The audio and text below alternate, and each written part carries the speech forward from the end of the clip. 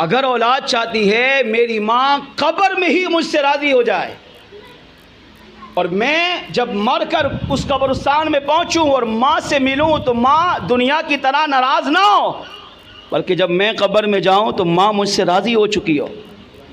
और क़यामत के दिन कब्र से उठकर जब अल्लाह की बारगाह में जाएं, अगर औलाद चाहती है कि मेरे माँ बाप मुझसे राज़ी हों तो उसका बेहतरीन तरीका ये कि औलाद दुनिया में जो भी नेक अमल करे ये अपने ऊपर लाजिम कर ले कि अगर वो चाहते हैं कि मेरे माँ बाप कब्र में भी मुझसे खुश रहें, क़यामत के दिन भी मुझसे खुश रहे, तो उलमा ने कहा इसका बेहतरीन तरीका ये है, कोई ख़र्चा नहीं होता इस पर, बस एक काम करे औलाद कि दुनिया में जो भी नेक अमल करे पहले इसका सवाब अपने माँ बाप को भेजे।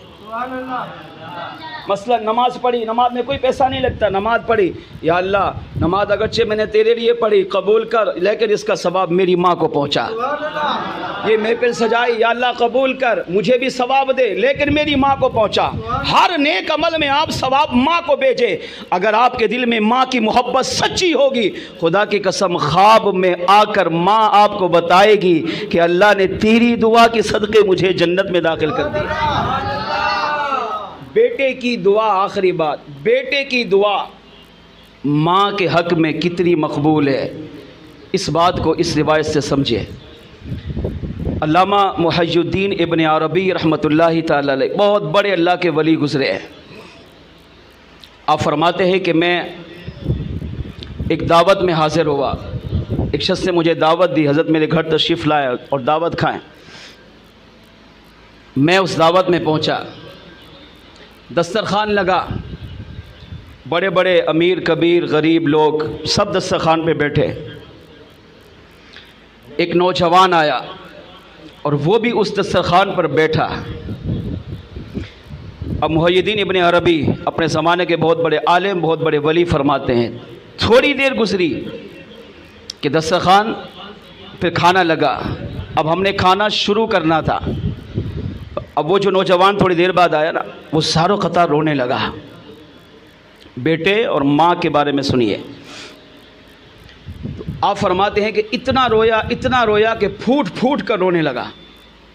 जिस तरह एक छोटा मासूम बच्चा दूध की तलब में भूख की वजह से, प्यास की वजह से रो रहा होता है, मुहय्यिद्दीन इब्न अरबी फरमाते वो भी इस तरह फूट फूट के रोने लगा। ख्वाब की बात नहीं, बेदारी की बात।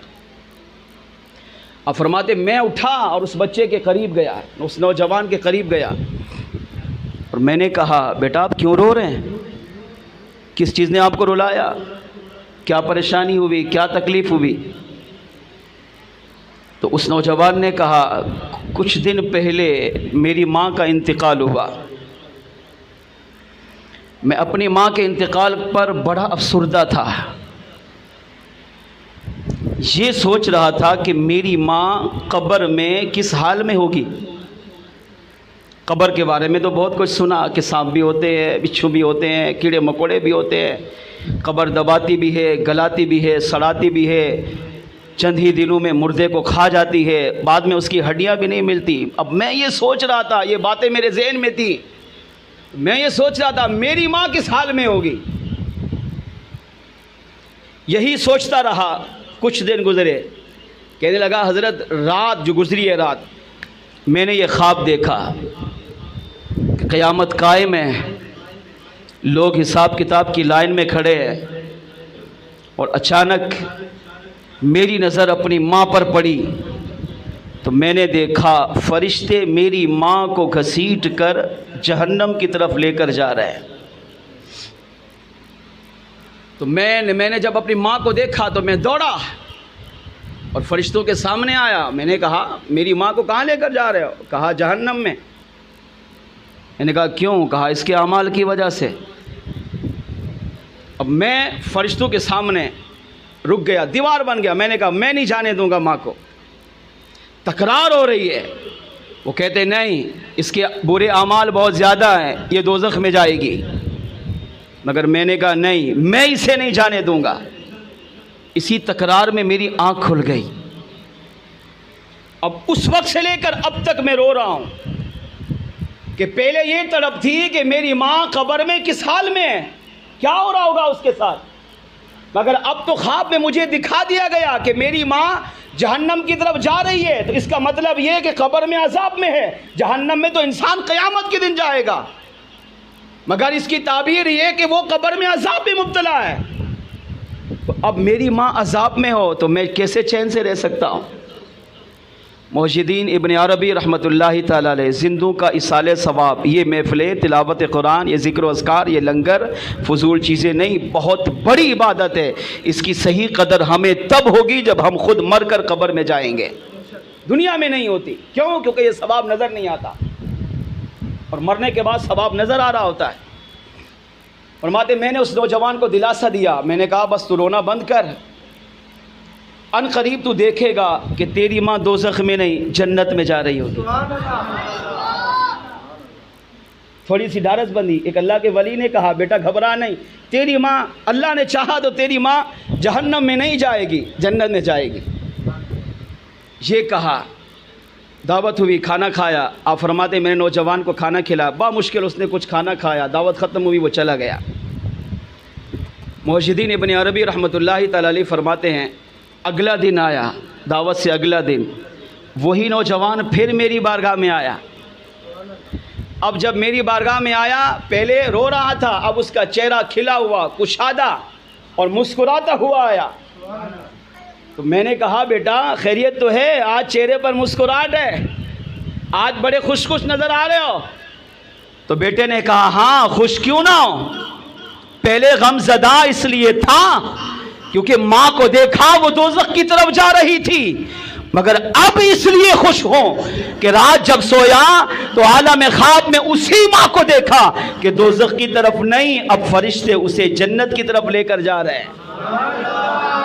अब आप भी सोच रहे होंगे क्या अमल किया उसने, पहले ख्वाब में देखा तो माँ को दोज़ख की तरफ फरिश्ते लेकर जा रहे हैं, ये भी हक है, और अगले दिन ख्वाब में देखा तो वही फरिश्ते अब उसी माँ को जन्नत की तरफ लेकर जा रहे हैं। जन्नत की तरफ ले जाने का मतलब अब उसकी कब्र जन्नत का गुलजार है, अब वो कब्र में चैन से है, अब उसमें उसे कब्र में राहत ही राहत है, अब वो अजाब में नहीं है। तो अब नौजवान ने कहा मैंने ख्वाब में देखा मेरी माँ को फरिश्ते जन्नत की तरफ लेकर जा रहे हैं, तो अब मुझे सुकून मिला कि हाँ अब माँ दोज़ख में नहीं, अल्लाह के पाकीज़ा घर जन्नत में है। तो मुहज्जिदीन इब्न अरबी रहमतुल्लाहि तआला अलैह ने उसको दिलासा दिया, फरमाया अल्लाह करीम है, अल्लाह रहीम है, तेरी माँ पहले दोज़ख की तरफ जा रही थी, उस करीम रब ने तेरी माँ को जन्नत में दाखिल कर दिया।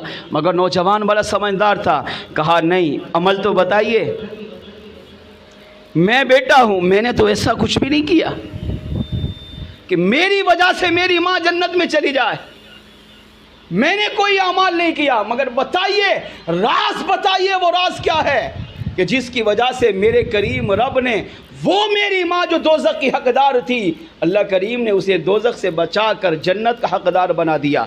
तो मुहज्जिदीन इब्न अरबी रहमतुल्लाहि तआला अलैह फरमाते हैं कि जब तू दस्तरखान पे बैठा था और रो रहा था और मैंने तुमसे पूछा रोने की वजह क्या है, तूने कहा मैंने माँ को देखा वो दोज़ख में जा रही है, तेरी माँ जन्नत में क्यों गई? आप फरमाते हैं उसी वक्त बैठे बैठे मेरे पास 70,000 मर्तबा पड़ा हुआ कलमा तशरीबा था, मैंने वही दस्तरखान पे बैठे बैठे सर झुकाकर अल्लाह की बारगाह में इतना अर्ज किया, ए अल्लाह मेरे पास 70,000 मर्तबा कलमा तशरीबा पड़ा हुआ है, इसका सवाब मैं इस नौजवान की वालदा की रूह को पेश करता हूँ, इसे कबूल फरमा, अल्लाह को मेरा ये सवाब भेजना, ये इसाले सवाब करना अल्लाह को इतना पसंद आया कि अल्लाह ने इस जिंदू के इसाले सवाब की बरकत से तेरी माँ जो दोज़ख की हकदार बन चुकी थी, अल्लाह ने इस इसाले सवाब की बरकत से उसे जन्नत का हकदार बना दिया।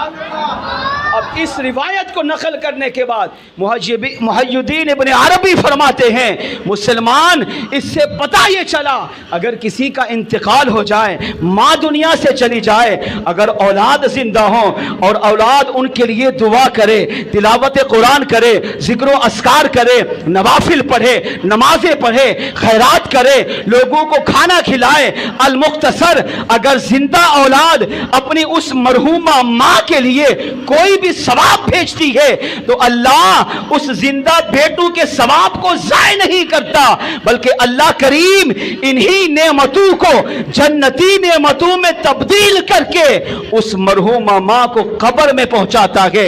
इनके इसाले सवाब की बरकत से, इनकी दुआओं की बरकत से, इनके तिलावत कुरान की बरकत से, इनके जिक्र अस्कार की बरकत से अल्लाह उस मरहूमा माँ की कब्र को भी जन्नत का गुलजार बना देता है।